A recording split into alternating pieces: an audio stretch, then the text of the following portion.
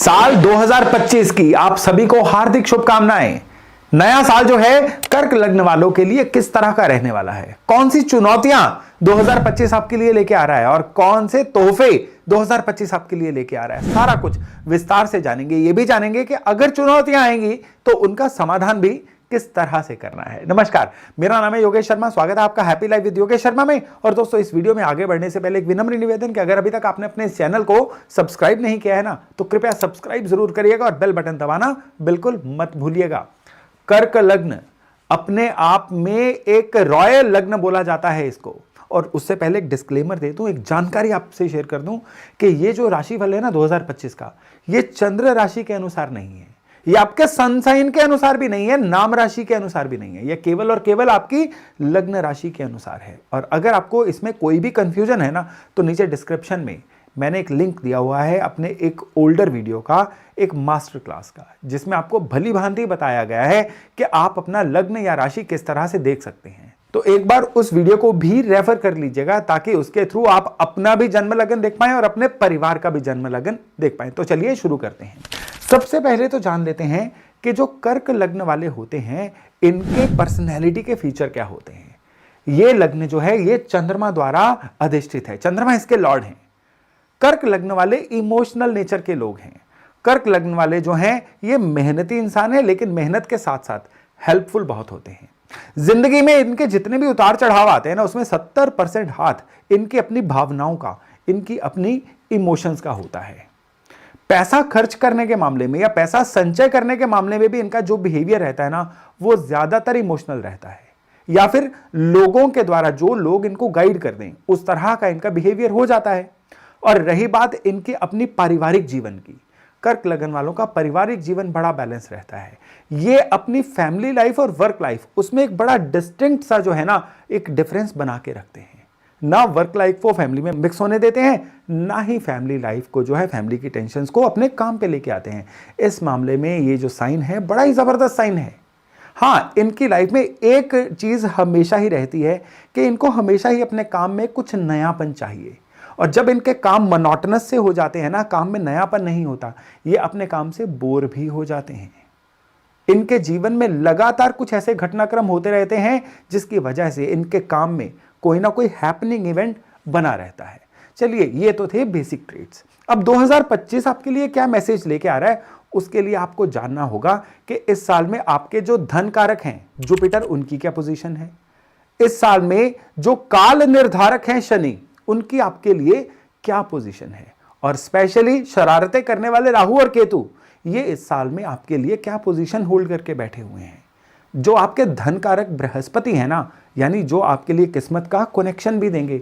सबसे पहले तो ये जुपिटर करीबन अप्रैल के एंड या मई में अपना राशि परिवर्तन कर लेंगे। अभी ये जो जुपिटर है ये आपके बर्थ चार्ट में इनकम के भाव में चल रहे हैं, और उसके बाद ये जुपिटर जो है आपके खर्चों के भाव में आ जाएंगे। ये जो मूवमेंट रहेगी ना, ये मूवमेंट आपके लिए कोई खराब मूवमेंट नहीं रहेगी। ये मूवमेंट आपके लिए सबसे पहले तो आपके धन के मामले में किसी ऐसी जगह पे खर्चे करवा सकती है जो खर्चे आपकी भलाई के लिए हों। घर पे व्हीकल आ सकता है, नया घर खरीदने में पैसे खर्च हो सकते हैं, पुराने घर की मुरम्मत में पैसे खर्च हो सकते हैं, या अपना कोई नया कमर्शियल सेटअप लगाने में पैसे खर्च हो सकते हैं।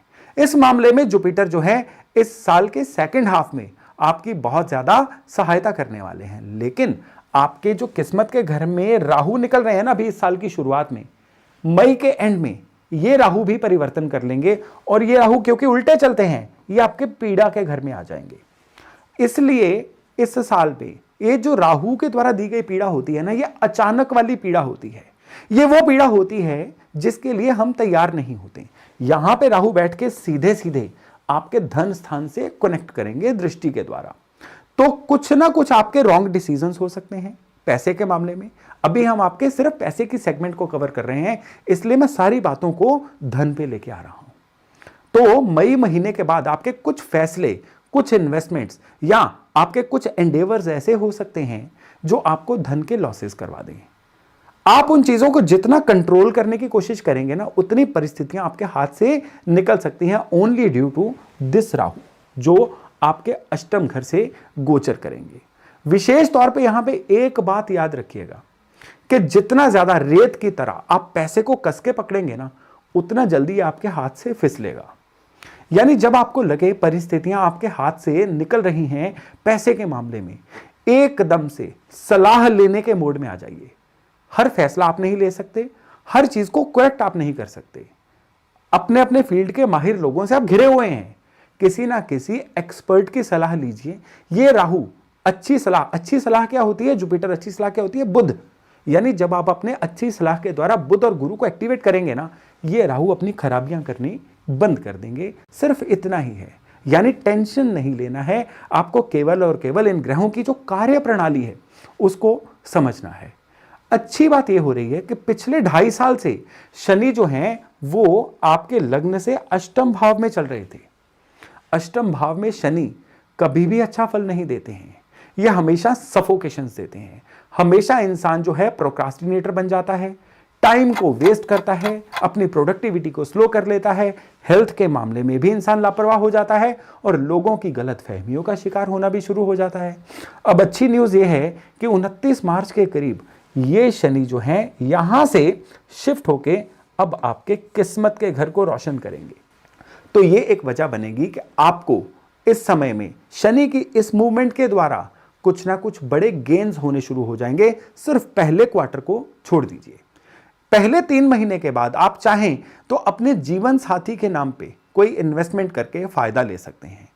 पहले क्वार्टर के बाद यही शनि आप में से कुछ कर्क लग्न वालों को इंश्योर करेंगे कि कोई ना कोई आपकी रेंटल इनकम बन जाए, कोई पैरेलल बिजनेस बन जाए, या कोई ऐसा व्यापार बन जाए जहां एक इनकम तो चलती रहे, साथ ही साथ दूसरी इनकम भी शुरू हो जाए, या अपने ही काम में कोई नए वैल्यू एडिशंस हो जाएं। हां, इसमें आपके जीवन साथी की सलाह या आपके जीवन साथी का योगदान या उनके नाम पे, उनके टाइटल पे काम करना, कोई ऐसी चीजें जरूर इन्वॉल्व रह सकती हैं। अगर नहीं है तो इस बारे में सोचिएगा जरूर। करियर की ओवरऑल बात करें तो 2025 कर्क लग्न वालों के लिए काफी उतार चढ़ाव भरा रहने वाला है।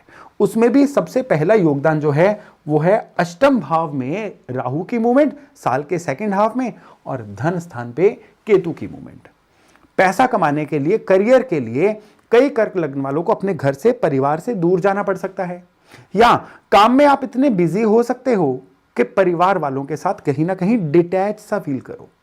ना आप उनको क्वालिटी टाइम दे पाओगे, ना ही आप उनकी डिमांड्स को प्रॉपरली एड्रेस कर पाओगे, और उस वजह से वो आपसे काफी कंप्लेंटफुल रह सकते हैं, जो चीज आपके पीस ऑफ माइंड को खराब भी कर सकती है। खाली यही नहीं, करियर के मामले में एक और वैल्यू एडिशन जो है मैं आपको यहां पे दे दूं कि इस समय में जो लोग अपना नया काम शुरू करना चाहते हैं उनको यह सलाह है कि अपना नया काम इस साल के सेकंड हाफ में ही शुरू करिएगा, क्योंकि सेकंड हाफ में जो जुपिटर है ना, ये 12th हाउस में जाके इस पोजीशन से कहीं बेहतर आपको रिजल्ट देंगे, क्योंकि यहां पे जुपिटर जो है वो अपनी राशि को भी देखेंगे, और ये सेवाओं का भाव भी, आपके द्वारा दी जाने वाली सर्विसेज का भाव भी है। तो यहां पे जुपिटर जो है आपके द्वारा किया जाने वाला कोई भी जो नया काम है उसको हाइपर एक्टिवेट करते हैं। तो करियर के मामले में ओवरऑल ये साल आपके लिए अच्छा रहने वाला है। गलत फहमियों से आपको बचना है, और कोई भी नया काम जो शुरू करना है थोड़ी सी सलाह करके ही करना है। अब रही बात स्टूडेंट्स की, स्टूडेंट्स के लिए, स्पेशली वो स्टूडेंट्स जो किसी ना किसी तरह के कंपटीशन की तैयारी कर रहे हैं, उनके लिए बृहस्पति की ये जो मूवमेंट हो जाएगी ना, यानी मई के बाद, तब उनके लिए सितारा उनकी फेवर में जाने वाला है। अगर तो आपके जो कॉम्पिटिटिव एग्जाम हैं ये करीबन मिड ऑफ द मई से पहले हैं, फिर तो आप बिल्कुल अपनी मेहनत की बदौलत उसको पास करने का सोचिए। लेकिन अगर मई के बाद हैं तो फिर आपको बृहस्पति द्वारा दिया गया किस्मत कनेक्शन भी मिल सकता है। यहां पे एक विशेष बात है जो मैं पहले, ये जो लाइंस बनी हुई हैं इनको मैं आपके लिए क्लियर कर दूं, ताकि जो विशेष बात मैं आपको समझाना चाह रहा हूं वो आपको और बेहतर तरीके से समझ आ जाए। वो विशेष बात क्या है कि ये साल जब शुरू होगा तो आपको, आप यहां पे मंगल वक्री देख रहे हैं जो कर्क में है, 30 मई तक ये मंगल आपको यहीं मिलेंगे। मंगल जो प्लेनेट है ना, यूं तो जल्दी वक्री भी नहीं होते, करीबन 2-2.25 साल बाद वक्री होते हैं। मंगल जो है ये एवरेज 45 दिन एक राशि में लगाते हैं, लेकिन फिर 2-2.5 साल बाद एक ऐसी मूवमेंट आती है जब किसी एक राशि में ही मंगल महीनों टिके रहते हैं। यह मंगल की अनसर्टेनिटी होती है। तो इस बार जो मंगल टिके हुए हैं ना, 30 मई तक ही टिके हुए हैं, और कर्क राशि में टिके हुए हैं। जो ये अक्टूबर एंड नवंबर से शुरू होंगे कर्क में, ये मई के एंड तक कर्क में ही रहेंगे। बीच में वक्री होके ये मिथुन में जरूर जाएंगे 2 महीने के लिए, लेकिन ज्यादातर समय अपना जो है ये नीच होके कर्क में ही व्यतीत करेंगे।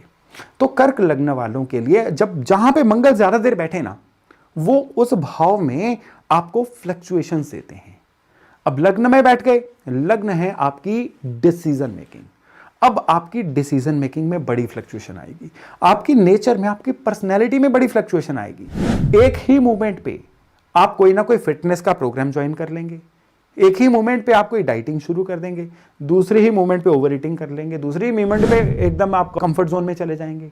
यानी बहुत ज्यादा फ्लक्चुएशन, आप खुद ही डायलेमा में रहेंगे, डिसाइड ही नहीं कर पाएंगे दरअसल आपको चाहिए क्या। और ये सारी चीजें मंगल करवा रहे हैं। जून महीने में जो ही मंगल सिंह में जाएंगे, आप अपनी रियल सेल्फ में वापस आ जाएंगे। आपका इमोशनल बिहेवियर जो मंगल ने अभी तक बहुत स्पॉइल किया हुआ था, अभी तक आपका इमोशनल बिहेवियर नेगेटिव टोन में जा रहा था, आप भी समझ नहीं पा रहे थे हो क्या रहा है। हर दूसरी बात को आप माइंड कर रहे हो, हर बात आप दिल पे ले रहे हो, जल्दी उदास हो रहे हो, जल्दी घबरा भी रहे हो, जल्दी पैनिक बटन भी आपका ऑन हो रहा है। लेकिन जो ही मंगल सिंह राशि में जाएंगे जून महीना ऑनवर्ड्स, आप अपनी रियल सेल्फ में आ जाओगे। फिर आपकी जो इमोशंस है वो कंस्ट्रक्टिव इमोशंस बन जाएंगी। फिर जो है आपका जो भी काम करने का टारगेट है वो धीरे धीरे स्टेप बाय स्टेप अपने आप पूरा होता चला जाएगा। ये मंगल की कारस्तानी रहेगी 2025 में आपके लिए। अब हम बात करें हेल्थ की, कि हेल्थ के लिहाज से कर्क लग्न वालों के लिए जो 2025 है वो कैसा रहने वाला है। हेल्थ के लिहाज से 2025 ओवरऑल आपके लिए एक सामान्य ईयर रहने वाला है, लेकिन इसमें 3 चीजों की आपको बहुत ज्यादा केयर करनी है। पहली आपको केयर करनी है आपका गर्दन और सर्वाइकल एरिया। यहां पे आपके बैड पोस्चर की वजह से या अपनी बॉडी को ज्यादा स्ट्रेच देने की वजह से कोई ना कोई परेशानी आ सकती है। दूसरी परेशानी आपको अपने मसल्स को लेके आ सकती है। पीठ का दर्द ज्यादा हो सकता है, या काफ मसल्स जो हैं ये आपके पेन कर सकते हैं। पैरों में दर्द भी जो है वो ज्यादा रह सकता है। और तीसरी बहुत बड़ी दिक्कत आपको अपने दांतों को लेके आ सकती है। तो ये जो 3 पार्ट्स हैं ना बॉडी के, इनके बारे में ज्यादा सतर्क रहिए। इनमें कोई भी सेंसिटिविटी या दिक्कत आए तो डॉक्टर से कंसल्ट करिए, ताकि आपकी हेल्थ जो है ओवरऑल कंट्रोल में रहे। जैसा मैंने आपको मंगल की वजह से बोला था, इवन अष्टम भाव में जो राहु चलेंगे उनकी वजह से बोला था कि इमोशनल बिहेवियर कहीं ना कहीं डामाडोल रहेगा, उदासी हो सकती है। इसलिए सिट्रिक फूड्स जो होते हैं, खट्टे फूड, उनकी इंटेक जो है जितना आपका गला अफोर्ड कर सके उतने अपने फूड में बढ़ाइए, ताकि आपके जो भी एंग्जाइटी या ओवर थिंकिंग है वो कंट्रोल हो सके। अब हम बात करते हैं कि कौन से ऐसे उपाय हैं जो आप करें तो कर्क लग्न वालों के लिए 2025 एक अच्छा और यादगार साल बन जाए। उनमें सबसे पहला जो उपाय है ना, ये केसर से जुड़ा हुआ है। कटोरी में केसर घोल के फ्रिज में रख दीजिए। रोजाना थोड़ा सा केसर कानों की बैक साइड पे रोज लगाइए। पूरे 365 दिन कर लीजिए इस उपाय को। जितना करते रहेंगे उतना आपके लिए बढ़िया रहेगा। साल के सेकंड हाफ में आप कानों की जगह पे इसको मस्तक पे लगाना शुरू कर दीजिएगा।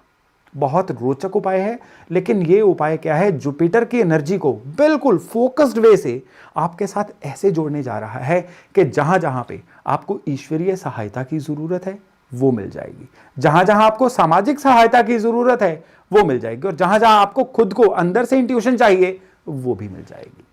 उपाय इतना ही नहीं है, एक दूसरा उपाय भी है। दूसरा उपाय है लाल कपड़े में थोड़ी सी सौंफ बांध के, जहां आप सोते हैं ना पिल्लो साइड में, गद्दे के नीचे रख दीजिए। रख के भूल जाइए, बस उसको वहां पे पड़ा रहने दीजिए। ये भी जो उपाय है मंगल की वजह से आपके जीवन में मंगल होगा, ये उपाय इसलिए आपको दिया गया है। और तीसरा उपाय विशेष उपाय है। अगले साल में 2025 में 2 बार आपको कम से कम किसी भी तीर्थ स्थान पे जाके स्नान करना है। किसी ऐसे तीर्थ स्थान पे जाइएगा, किसी सिद्ध जगह पे जाइएगा जहां पे स्नान करने का अरेंजमेंट हो, वहां पे स्नान करके आइएगा। ये आपके खास करके लग्न राशि से जुड़ा हुआ उपाय है। ये तीनों उपाय अगर आप करेंगे ना, उसके अलावा जो भी आप रिचुअल कर रहे हैं उनको करते रहिए।